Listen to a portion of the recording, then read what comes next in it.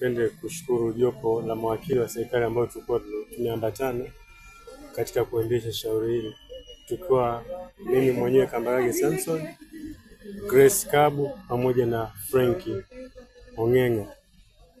Kweli tunashukuru mahakama imeweza kutenda haki, na ndicho tulikuwa tunataka mahakama itende haki, kwa sababu kulingana na ushahidi ambao tulikuwa umekusanywa ulikuwa unathibitisha kwamba mshtakiwa kama hivyo hukumiwa hivyo. Ndio kwa kosa la kuua kwa kukusudia, huwa adhabu haina mbadala zaidi ya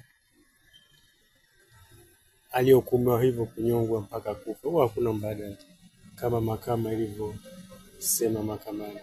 Mimi nimefurahi sana tukio alivyotoka kuhukumiwa kifungo cha kunyongwa. Nimefurahia sana kwa kweli.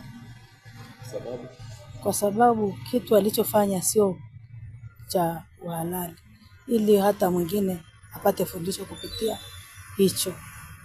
Tukio kama haya yanakuwa magumu ya kuachia wazazi mizigo. Kinachotakiwa ni watu wapate fundisho kwa hili.